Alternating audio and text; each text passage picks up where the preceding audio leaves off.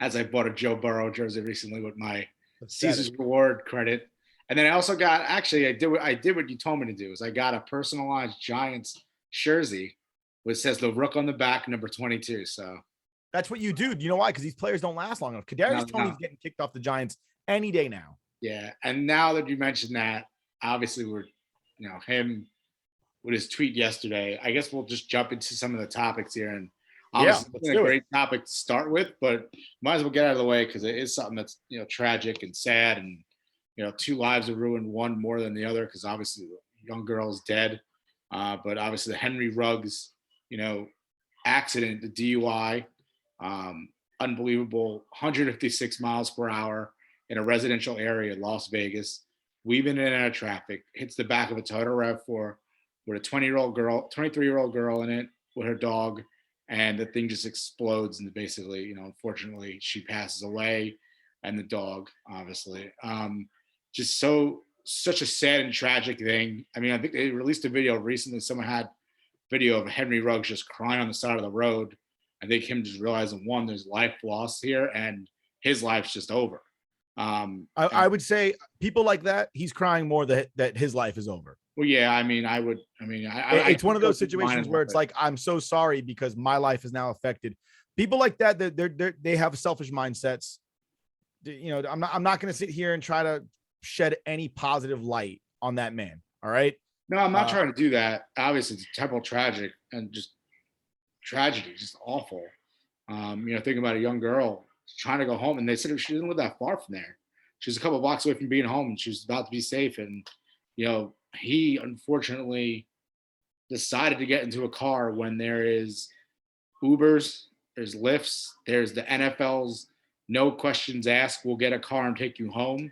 The Raiders have the same thing. And he decides, I'm going to get behind my Corvette and punch this thing to 156 miles per hour and get home safe after, I think allegedly it took 18 shots at Top Shot. So they said that Derek Carr and Hunter Renfrow actually texted him, and he was texting them for golf tips. Top Golf. What did I say? Top Shot? Yeah, Top Golf. I think I meant Top Golf, but that's because I just want to point out, I've been to that Top Golf recently. Like within the last, 8 weeks I was there. It's in the middle of Las Vegas. I'm sorry. We're not talking about him being in bumfuck America where getting an Uber might take a minute. You're in Vegas, takes 10 minutes to get an Uber. 10 minutes. Uber, there's private cars, there's taxis. But again, it matter. You're a Raider. You could have got a fan to take you home. They would have done it. Yeah.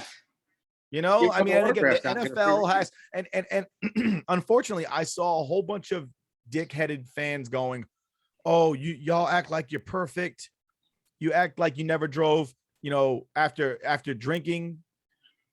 To try to compare somebody who's a regular human being, walking in the streets, like not many people have a job that's going to drive them wherever they want in the middle of the night. Not many people are multimillionaires that they can afford to just pay for Ubers and whatever all the time. I'm not sitting here saying that makes it okay. I'm not. I'm just saying is for a gentleman like himself, he has way more options and way more reasons to not do what he did than everybody else that's not in his shoes. Just because of the sheer multitude of options, like his job provides him with a service. And I can guarantee you the NFL is not sending you a silver Honda Civic with an 80-year-old lady to pick you up. They're probably going to go send a limo or an Escalade to pick your ass up. Yeah. And I mean, I would say too, like anytime if I go out drinking and I drive to the bar, I'm always like, what's worth it? I mean, obviously, Nick, my background, I'm a lawyer. I've defended people with DUIs. I know what they go through. I know how much it costs to get an attorney. I know how much the fines are. I know what's coming with it. So for me, if I go out to a bar, I mean, I'm not of means. I'm a lawyer, but I'm not a very, lucrative lawyer right now. I'm still young. And no matter what, I'll leave my car. I'll get it in the morning. It's not a big deal. I'll pay the $30, $40 for an Uber, whatever it takes to get home safe, to make sure everybody else is safe on the road. It doesn't take that much to do it. A couple of things that I saw that really pissed me off. Other than the first one was Kadarius Toney. All right, so let's talk about Kadarius Toney and his completely idiotic, stupid tweet that he wrote for the whole world to see. And not only did he shed poor light upon himself, but again, to the NFL, to his generation, because it's a generational problem. Gen Z people are just completely lost, and they think that everything should be and can be forgiven. And a bad look for the Giants as well, to have such just an irresponsible player on their team say something so stupid. I just, and this was the quote: "We young, everybody make mistakes. Y'all looking at the situation like this or that, because it ain't y'all. Having so much to say, he know he messed up. Don't drag him for it. That's goofy to me. Just pray for the families involved." All right, so let's explain this. We young. That tweet is goofy to me. All right, we and also, young. Notice too, before you get into it, you notice he took off his replies because he got ratio. Because he knew everybody was going to rake him over the coals. He had like 300 retweets. He had 4,000 quote tweets because then no one could reply, so everyone just quote tweeted and put the tweet underneath there as well. That's up to 6,252. And I think his likes are only like what, like a couple thousand, maybe. He's got 4,384 likes, and they're probably all Gen Z people that don't want accountability either. So it's either that or people just liking it to get attention to it, like. Right. You know, I want to comment, but I can't. But I don't know. It's unbelievable. But you go ahead, Nick. You go ahead. So let's analyze. We young. So what you're saying is because Henry Ruggs is what, 22? That makes it okay. Yeah. That makes it okay. He's young, so it makes it okay. Just to point out, just so everybody understands, and counselor, please correct me if I'm wrong. Most DUIs and DWIs are committed by older people because A, they think they know how to handle their alcohol, and B, younger people know about things like Uber and Lyft. I would say I wouldn't actually. I don't know the actual figures of it, but yes, I mean most of my clients have been older, but I've also had clients who were younger. I even had kids who were underage do it as well. So I mean, some young kids do it. I mean, but just saying we young, like that's something where it's like, oh yeah, I went out last night, I got too drunk and I threw up. I got home safe, but I just threw up. I drank too much. I'm young. Like that's when you say we're young. Right. We don't say we're young when we murder someone, basically. I mean, I don't want to say murder, but that's not what it is.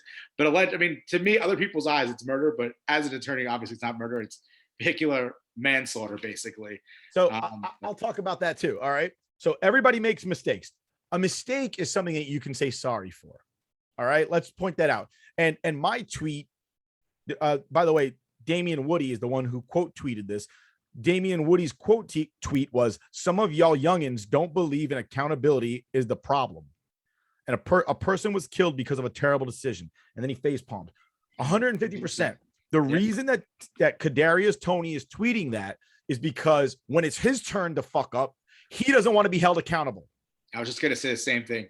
When he fucked up, he wants people to think the same thing. There's a funny episode of the Office where it's called damn it. It's the episode basically where somebody squeals and lets out that it's Andy. Andy lets it out that their printers are causing fires. And Joe, the owner, says something along the lines of, you ask everybody what should happen to the guilty party. If they say fire them, hang them high, that means they're innocent because an innocent mind doesn't have space for mercy. If they say, well, we don't know what they were going to do, then they're the guilty one because they're afraid they're going to get caught. And that's Kadarius Toney right now. The whistleblower episode. The whistleblower, yes. Yeah. That's Kadarius Toney right now. He's preparing for the day he fucks up, that he won't be held accountable. And that's why he's sitting here saying, oh, listen, I have zero intention on drinking and driving and murdering somebody. So I'm letting you know right now, I have zero mercy whatsoever for Henry Ruggs. I hope he goes to jail for 30 years. All right? Yeah. I have zero sympathy, zero mercy. All right?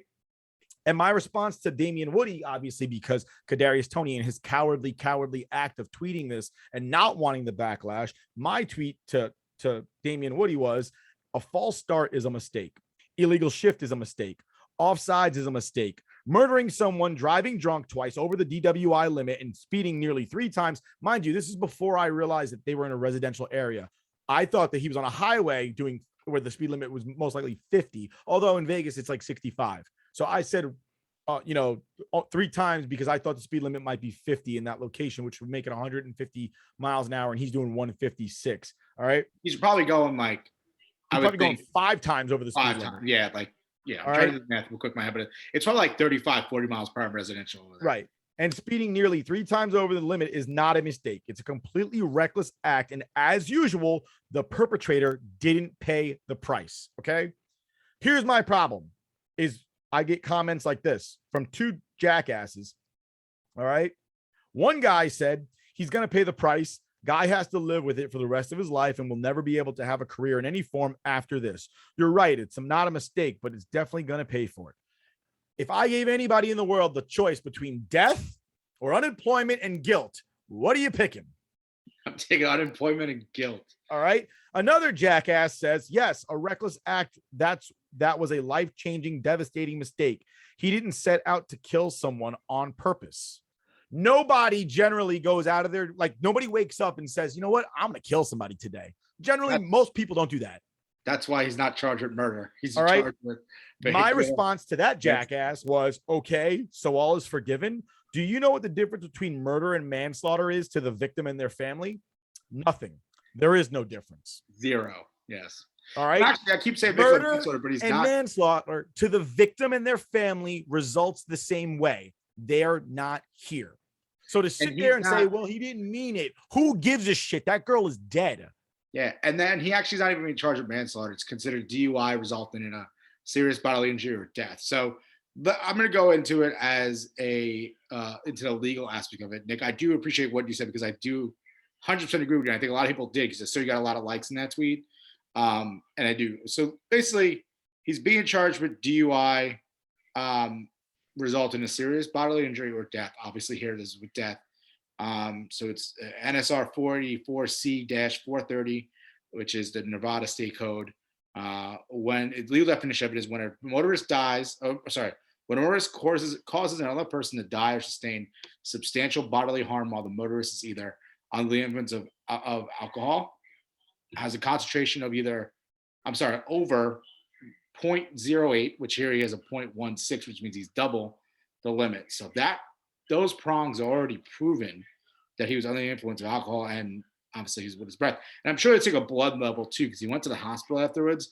I'm sure they got consent from him to get a blood sample. They got his blood level. It was 1.6, 2 hours after the accident. So that was the thing too. So I was looking at it. Actually, the statute actually reads that you have to have it within 2 hours after driving or being in control of the vehicle. So the fact they did get it within 2 hours is important because it has to be within that 2 hour period, according to prong number 3, to prove the crime. My point with that is if it was 2 hours later, it means that at the time of the incident and prior to getting into his car, he was over double the limit. Yeah, I got that. Because if 2 hours later you're double, then that means 3 hours, 2 hours prior, you were like triple, right? I mean, because it goes down. He had to have been like 2.4 before that. I'm pretty sure you die at that point. I don't know how he did that.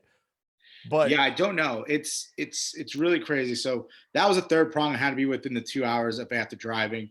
Number 4 is that the other influence. This is just in case this doesn't limit to just alcohol. They put in the next 2 ones, whether you inhale, ingest, or you're under the influence of any other combination of liquor or illegal substances, basically marijuana, prescription drugs, meth, heroin, anything like that. So that all gets put in prongs 4 and 5. And then 6, same thing. It has prohibited substance in the blood or urine, equal to greater to the amount, set forth in subsection. So sentencing here is 2 to 20 years, separate from violent crimes in a minimum security prison. So if he gets convicted of this, is not considered a violent offender. So he doesn't go into jail where it'd be a maximum security. He's not gonna be with murderers. He's gonna be people who are like pretty much like almost like a county jail here in New Jersey, where it's not as violent, mostly, drug offenses, non-violent. Let's also add on the fact that he had an unregistered pistol in the car. Yeah, he didn't get charged with that though. Really? According to what the report says, I was reading Adam Schefter's report, and they only got charged regarding the DUI, and then he also got reckless driving. So further fines, 2 fines of $2,000 to $5,000, not that big of a deal for Henry Ruggs. Obviously, he'll probably get a $5,000. And there's a 3-year license revocation. And then after you get out of jail, you have which starts after you get out of jail, 3-year revocation of your license. And then 1 to 3 years with an interlock device. I'm sure they'll give him 3 years.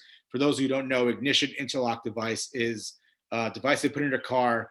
Anytime you go to start, you have to blow into it. If you blow over the limit, the car won't start. You're basically stuck for a certain amount of time. And what they do here in New Jersey is with it now, that's actually when, for the first DUI offense in New Jersey, you don't get immediate license suspension. What you get is they give you a license suspension, but as soon as you put the interlock device in your vehicle, they give you back a license that says interlock device. So if you're driving a car that doesn't have an interlock device, you get charged with another crime for operating a motor vehicle without the interlock. Now, what happens is after the period of 3 months, which is supposed to be your suspension, but you have the interlock device, you can keep driving. They actually go back and look at your interlock device report. So if between the periods of the 1 to 3 months, it shows up that you're constantly stopping your car from starting because you're drinking too much and attempting to drive, the judge will actually give you a longer suspension after the 3 months. So they do review your report after the 3 months. So be aware of that if anyone out there who plans on needing a DUI defense. So basically, if you're a defense attorney, you probably want to attack the approach. You don't want to attack the prongs of the charges. So one, you want to attack whether or not you were of the influence, and then obviously, what this in his case, he probably really can if he's a blood taken from him and he's a 0.16. And then the second approach is whether field sobriety tests were done properly, but that's probably out of the case too because he was already injured. They probably couldn't do it. And then lastly, for this case that he has, is to prove that the death or the bodily injury is not caused by him with the car. But in this case, I think the argument for that he did cause the death with the vehicle would be, pretty much a slam dunk. So I'm seeing here there's probably going to be either a plea deal made, lessen his time. If he gets to 20 years, that I would think if he goes to trial and gets found guilty from a juror or jury, I would see them probably trying to make a deal to limit his time in prison. There is no probation for this as well. So it's actually a minimum of 2 years. So he has to at least go to jail for 2 years, no probation. He also got charged with reckless driving. That faces 1 to 6 years in prison in Nevada. But that carries probation. So I would assume a prosecutor would probably offer him something where he'd get, the years in prison for the first charge of DUI resulting in death, and then maybe just adding on to his probation period longer for the reckless driving. Yeah, thank you for that, counselor. Appreciate that. But honestly, other things I saw on the social media, I saw somebody say something like, everybody needs to stop being so hard on this guy. He's got a girlfriend and a daughter. People make mistakes. All right, just so everybody knows, his girlfriend was in the car with him.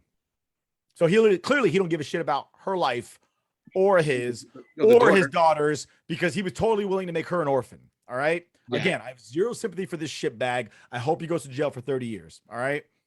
That girl was sitting there minding her damn business. Yeah. And this guy just ended her life, and there is no rationale behind it. In my old age, I'm living by this mantra of what do I hope to achieve? Right. So when I go about doing something, my mind thought is, what do I hope to achieve in doing what I am doing? And in his case, what did he hope to achieve by driving drunk at 156 miles an hour? There's a lot of potheads in the world that smoke weed and they drive their car. You know what they do? They usually do like 45 miles an hour. You know why? Because they're afraid they're going to get pulled over by somebody. The concept of driving